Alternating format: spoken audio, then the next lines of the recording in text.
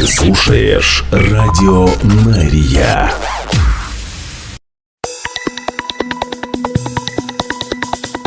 Израильская служба новостей в прямом эфире на Радио Мария. Здравствуйте. Сегодня 5 января. Мы начинаем.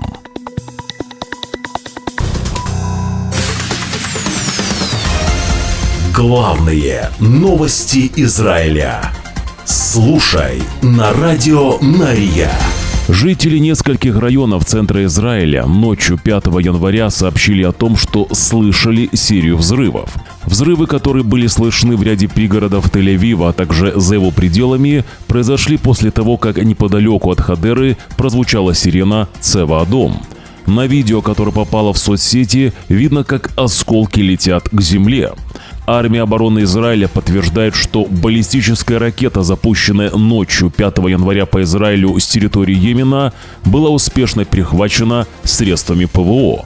Военные говорят, что ракета была сбита до достижения территории Израиля. В армии обороны Израиля заявляют, что сирены были активированы в соответствии с протоколом. В отличие от предыдущих атак хуситов, сирены не срабатывали на обширных территориях страны. Это указывает на то, что фрагменты перехвата беспилотника не должны были достичь Израиля. В этот же раз фрагменты перехвата были видны в небе Израиля. О пострадавших сообщений не было. Новости на Радио Мария. Полиция Израиля задержала по меньшей мере 6 участников антиправительственных демонстраций в Тель-Авиве в субботу 4 января, приказав участникам протеста освободить улицу. Сообщается также, что полицейский вырвал громкоговоритель из рук одного из протестующих, позже бросил его в пепел костра, который активисты разожгли посреди дороги.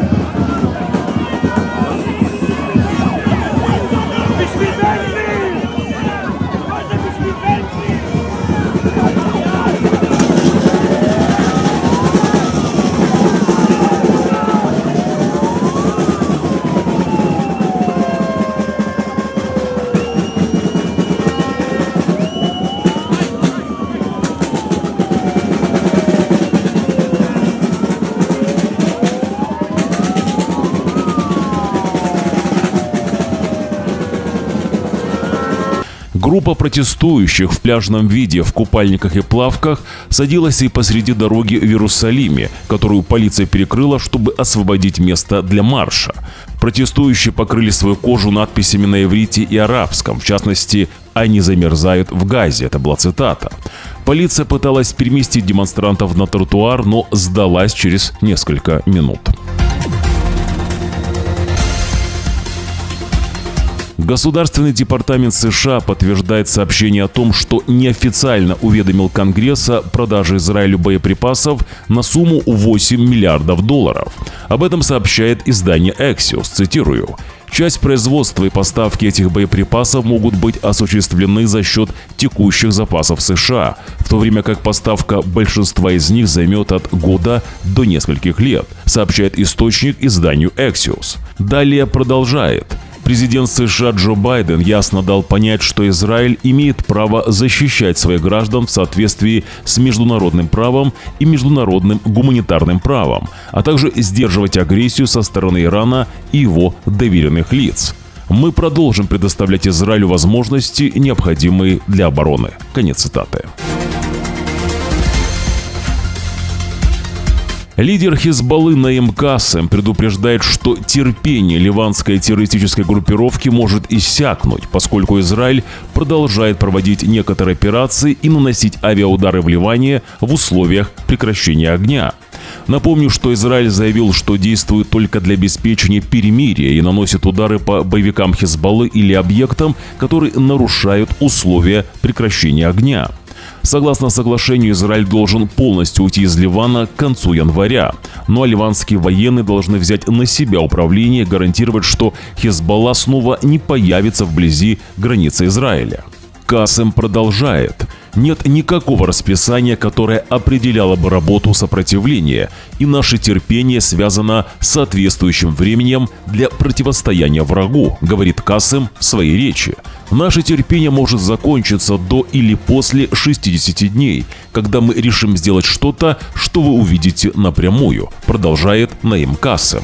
Противник был вынужден запросить прекращение огня из-за возможности сопротивления, и мы договорились об этом через ливанское государство, завершает Наим Кассем. Главные новости Израиля. В это же время переговоры об освобождении заложников продолжают медленно продвигаться, но прорыва пока не достигнуто. Но основной проблемой является продолжающийся отказ Хамас предоставить Израилю список заложников, которых он предлагает освободить на первом этапе сделки. Поскольку Израиль требует на первом этапе освободить около 30 живых заложников, в список обязательно должны быть включены молодые люди, все из которых рассматриваются Хамас как солдаты. Напомню, что взамен заложников Хамас требует освободить из израильских тюрем террористов с пожизненным сроком заключения. Армия обороны Израиля заявила, что за последние 24 часа нанесла авиаудар по группе вооруженных боевиков Хамас на юге сектора Газа. Военные говорят, что боевики занимались, цитирую, террористической деятельностью, в ходе которой они использовали маршруты, используемые для доставки гуманитарной помощи. Удар был нанесен на расстояние от движения фур с гуманитарной помощью и не повлиял на дальнейший ввоз гуманитарной помощи в сектор Газа. Об этом заявили в армии обороны Израиля. Также, по словам военных, недавно наши войска уничтожили подпольный завод по производству оружия Хамас в центральной части сектора Газа. Военные комментируют, что внутри туннеля солдаты обнаружили несколько станков и машин для обработки и резки материалов, используемых для изготовления оружия. Военные изъяли из туннеля документы, компьютеры и жесткие диски. Позже же туннель был уничтожен. В армии обороны Израиля заявляют, что снос туннеля – это еще один удар по попыткам террористической организации Хамас восстановиться. Новости на радио Нария. Итамар Бен-Гвир, министр национальной безопасности Израиля, извинился перед премьер-министром Израиля Биньямином Нетаньягу за то, что вынудил Нетаньягу на прошлой неделе приехать в Кнессет на голосование, покинув больничную койку после операции. «Я много думал о своих действиях и пришел к выводу, что мы совершили ошибку, когда вынудили премьер-министра приехать в Кнессет из больницы», заявил Бен-Гвир. Он также отметил, что продолжит голосовать самостоятельно до тех пор, пока не будет решена проблема закрытия полицейских управлений, а также урезания зарплат полицейских. «Мы продолжим голосовать в соответствии с нашими принципами», отметил Бен-Гвир. В окружении Нетаньягу заявили, что продолжение нарушений коалиционной дисциплины приведет к санкциям в отношении партии Итамара Бен-Гвира. Поздно ночью 5 января телеграм-канал «Радио Нария» сообщил, что в распоряжении полиции и общей службы безопасности Израиля Шабак находится информация о намерении террористических организаций совершить нападение на раввина Ицхака Йосифа. По распоряжению Шабак к раввину Йосифу была представлена охрана. Напомню, что Ицхак Йосиф – ярый противник службы Харидим в армии обороны Израиля. Ранее Ицхак Йосиф заявил, что даже те мужчины Харидим, которые не учатся в ешивах, не должны призываться в армию обороны Израиля. В службу скорой помощи Маген-Давид-Адом Центрального округа поступило сообщение о пожилой женщине, которая страдает от сильного переохлаждения. Пенсионерке 89 лет, она была обнаружена лежащей на полу в квартире в Бадьяме. Прибывшие на место происшествия парамедики Маген-Давид-Адом оказали пострадавшей неотложную помощь, после чего отвезли ее в больницу Вольфсон в тяжелом состоянии. Медики рассказывают, что сосед женщины в последний раз связывался с ней в четверг. В пятницу он забеспокоился, что соседки не видно. Обнаружив женщину на полу, он немедленно позвонил в Маген-Давид-Адом. Пострадавшая получила сильное переохлаждение. В Маген-Давид-Адом обращаются к общественности с просьбой обращать внимание на своих пожилых и одиноких соседей, знакомых и родственников, созваниваться с ними каждый день и проверять их состояние, чтобы избегать подобных инцидентов. Новости на радио Нария. Главные новости Израиля. В Бней-Браке, в центре страны, скандал в стоматологической клинике. Сотрудники полиции были вызваны в клинику в связи с конфликтом между клиенткой и работницей клиники. По сообщению стражей порядка, одна из посетительниц клиники устроила скандал, в ходе которого она нанесла сотруднице клиники повреждения острым предметом. Пострадавшая была отправлена в больницу Беллинсом. Подозреваемая жительница Бней-Брака в возрасте 40 лет задержана для допроса. Обращение к нашим слушателям и зрителям YouTube-канала «Радио Нария». Просьба внимательно следить за тем, что вы смотрите.